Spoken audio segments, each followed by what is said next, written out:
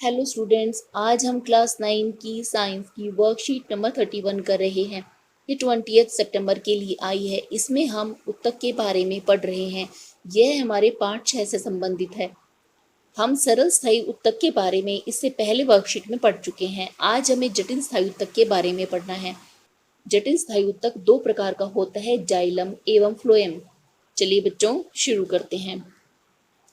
ज्ञान जिज्ञासा से पूछता है। जिज्ञासा दीदी, सरल स्थायी उत्तक के बारे में तो हमने जान लिया, ये जटिल स्थायी उत्तक क्या होते हैं और इनके पादपों में क्या कार्य होता है। सरल स्थायी उत्तक तीन प्रकार के होते हैं, पैरेन्काइमा, कॉलेन्काइमा और स्क्लेरेन्काइमा।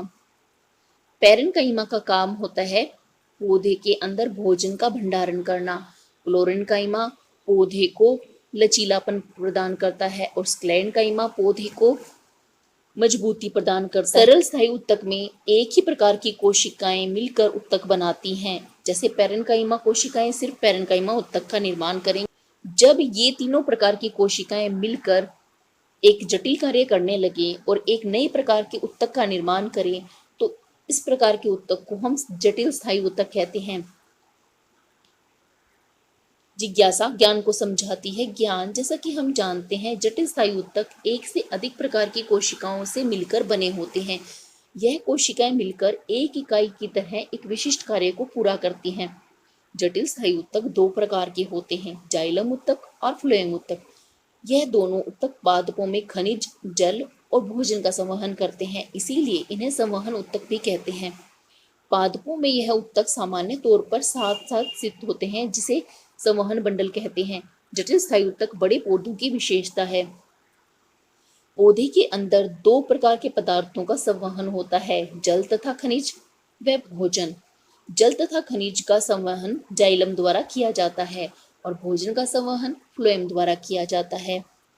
क्योंकि मृदा में जल उपस्थित होता है और मृदा से ऊपरी भागों में जल ले जाया जाता है, तो इसीलिए जाइलम सिर्फ एक दिशा में ही कार्य करता है। यह ऊपर की तरफ जल और खनिज को ले जाता है। फ्लोएम उत्तक में पत्तियों द्वारा बना भोजन सभी भागों में जाता है। इसके लिए यह दोनों दिशाओं में भोजन का संवहन करता है, क्योंकि जड़ों को भी भोजन की आवश्यकता है और पार्श्व इसके दाएं बाएं भी भोजन की आवश्यकता पड़ती है। ऊपर व नीचे दोनों दिशाओं में भोजन को पहुंचाता है। इन्हें संवहन उत्तक इसीलिए कहते हैं क्योंकि ये पदार्थों का संवहन करते हैं। यह बंडल के रूप में स्थित होते हैं। ये पास पास स्थित होते हैं। जैसे हमारे घर में पानी ले जाने के लिए पाइप जुड़े होते हैं आपस में, इसी तरह से ये भी एक श्रृंखला का निर्माण करते हैं। हमारे घर में लगे हुए पानी के पाइप बेलनाकार होते हैं, लेकिन इनकी कोशिकाएं कुछ अलग तरह की होती हैं। जाइलम, सबसे पहले इसकी संरचना के बारे में पढ़ेंगे। जाइलम उत्तक पौधे का काष्ठीय भाग होता है। काष्ठ का अर्थ होता है लकड़ी, क्योंकि जाइलम उत्तक के पास अधिकतर मृत कोशिकाएं होती हैं। यह चार तरह की कोशिकाओं से मिलकर बना होता है। वाहिनिका, जिसे जाइलम ट्रैकिड भी बोलते हैं, वाहिका, वेसल, जाइलम पैरेन्काइमा और जाइलम रेशे। इन सभी की संरचना अलग प्रकार की होती है। यहाँ पर इनके चित्र दिए गए हैं। सबसे पहले ये वाहिनिका, इसका चित्र देख सकते हैं। हमारे घर के पाइप जो होते हैं ये ऊपर और नीचे से खुले होते हैं। वाहिनिकाओं के सिरे बंद होते हैं, तो इसमें जल का संवहन कैसे होता है? इसकी भित्तियों में छिद्र होते हैं, जिससे यह पदार्थों को दाएं व बाएं संवहन कर सकता है। जाइलम वेसल, जाइलम वेसल बिल्कुल ऐसा ही होता है जैसे हमारे घर में पानी ले जाने वाले पाइप होते हैं, लेकिन इसमें भी आप छिद्र देख सकते हैं। इसकी भित्तियों में आर पार ले जाने के लिए छिद्र उपस्थित होते हैं, जिससे पदार्थों को साइड में भी भेज सकता है। इस तरह से ये पार्श्व संवहन भी करता है। जाइलम पैरेन्काइमा, इसका कार्य वही कार्य होता है जो कि पैरेन्काइमा की कोशिकाओं का होता है। जाइलम पैरेन्काइमा का कार्य भोजन का भंडारण करना होता है। ये सिर्फ जीवित कोशिकाएं हैं जो कि जाइलम में उपस्थित हैं। अन्य सभी वाहिनिका, वेसल और रेशे ये सभी मृत होती हैं। इसका चित्र आप यहाँ पर देख सकते हैं। इसमें केंद्रक और कोशिका द्रव्य भी दिखाया गया है क्योंकि ये जीवित हैं। जाइलम पेरेन्काइमा के अलावा अन्य परिपक्व जाइलम कोशिकाएं मृत होती हैं। कार्य: जाइलम ऊतक में वाहिकाएं वाहिनिका जड़ से पौधे के विभिन्न भागों तक जल और खनिज लवण का ऊर्ध्वाधर ऊपर की तरफ संवहन करते हैं। जाइलम फाइबर स्क्लेरेन्काइमा से बने होते हैं। ये पौधे को दृढ़ता प्रदान करते हैं। जाइलम पेरेन्काइमा भोजन संग्रह और पार्श्व संवहन में मदद करते हैं। पार्श्व संवहन मतलब दाएं व बाएं पदार्थों को पहुंचाना।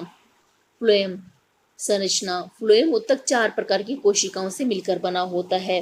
फ्लोएम की ज्यादातर कोशिकाएं जीवित होती हैं। सिर्फ इसमें फ्लोएम रेशे ही मृत होते हैं। चालिनी नलिका, साथी कोशिकाएं, फ्लोएम पेरेन्काइमा ये सभी जीवित होते हैं। जाइलम के अंदर सिर्फ जाइलम पेरेन्काइमा जीवित होता है, अन्य सभी मृत होते हैं।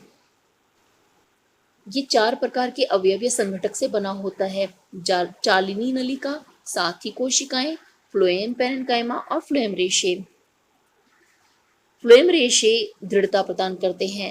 फ्लोएम पेरेन्काइमा का कार्य पेरेन्काइमा कोशिकाओं वाला ही होता है, यानी ये भोजन का भंडारण करता है और पार्श्व संवहन करता है, दाएं बाएं भोजन को भेजने का कार्य करता है। चालिनी नलिका और साथी कोशिकाओं को हम इस चित्र द्वारा समझ सकते हैं।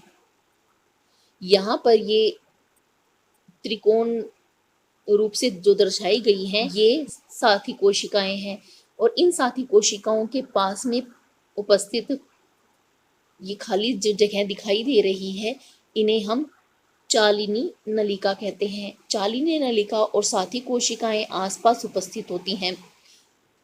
साथी कोशिकाएं चालिनी नलिका की मदद करती है। आप चालिनी नलिका में देख सकते हैं कोई केंद्रक उपस्थित नहीं है, इसीलिए यह अपने अधिकतर कार्यों के लिए साथी कोशिकाओं पर निर्भर रहती है। यहीं इसके पास में पेरेन्काइमा भी दिखाया गया है। ऊपर छलनी जैसी भित्ति उपस्थित होती है जो आसपास की ऊतकों से इसे अलग करती है और खाली जगह होने के कारण पदार्थों के संवहन में मदद करती है। इन्हीं छिद्रों द्वारा भोजन आर पार आ जा सकता है। चालिनी नलिका छिद्रित भित्ति वाली तथा नलिकाकार कोशिका होती हैं। फ्लोएम रेशों को छोड़कर फ्लोएम की अन्य सभी कोशिकाएं जीवित होती हैं। कार्य: फ्लोएम पत्तियों से भोजन को पौधे के विभिन्न भागों तक पहुंचाता है, जिसे भोजन का स्थानांतरण कहते हैं। फ्लोएम ऊतक जाइलम के असमान पदार्थों को कोशिकाओं में दोनों दिशाओं में गति करा सकता है। जाइलम सिर्फ एक दिशा में गति करा सकता है, फ्लोएम दोनों दिशाओं में पदार्थों को भेज सकता है। स्वयं को जांचिए। प्रश्न 1, जटिल स्थायी ऊतक क्या होते हैं, इनके नाम लिखिए। जटिल स्थायी ऊतक एक से अधिक प्रकार की कोशिकाओं से मिलकर बने होते हैं। जाइलम ऊतक और फ्लोएम ऊतक ये 2 प्रकार के होते हैं। प्रश्न 2, संवहन ऊतक और संवहन बंडल क्या होते हैं? ऐसे ऊतक जो पादपों में खनिज, जल, भोजन का संवहन करते हैं उन्हें संवहन ऊतक कहते हैं। यह ऊतक पादपों में सामान्य तौर पर साथ साथ स्थित होते हैं और एक बंडल का निर्माण करते हैं, इसीलिए इन्हें संवहन बंडल कहते हैं।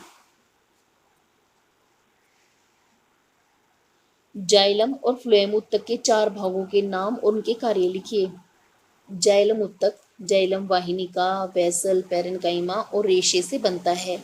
जाइलम ऊतक में वाहिका और वाहिनिका पौधे के विभिन्न भागों तक जल और खनिज को ले जाता है। स्क्लेरेन्काइमा दृढ़ता प्रदान करता है। पेरेन्काइमा भोजन का संग्रहण करता है। फ्लोएम ऊतक की कोशिकाएं 4 प्रकार की होती हैं: चालिनी, साथी कोशिकाएं, फ्लोएम पेरेन्काइमा और फ्लोएम रेशे। फ्लोएम ऊतक पत्तियों में बने हुए भोजन को पौधे के विभिन्न भागों तक पहुंचाता है। जाइलम और फ्लोएम में अंतर स्पष्ट कीजिए। हम बीच में एक लाइन खींचेंगे, एक तरफ जाइलम लिखेंगे, एक तरफ फ्लोएम लिखेंगे। इसकी 4 प्रकार की कोशिकाओं के नाम लिखेंगे, फ्लोएम के 4 प्रकार की कोशिकाओं के नाम लिखेंगे। जाइलम पेरेन्काइमा के अलावा अन्य कोशिकाएं मृत होती हैं। इधर हम लिखेंगे कि फ्लोएम रेशो को छोड़कर सभी कोशिकाएं जीवित होती हैं। यह ऊर्ध्वाधर या एक दिशा में ही सिर्फ पदार्थ को ले जाता है। यह दोनों दिशाओं में पदार्थों की गति कर सकता है। यह जल तथा खनिज का संवहन करता है। फ्लोएम भोजन का संवहन पत्तियों से विभिन्न भागों तक करता है। आज की वर्कशीट में बच्चों में इतना ही करना है। जल्द ही नेक्स्ट वर्कशीट के सॉल्यूशन के साथ मिलेंगे।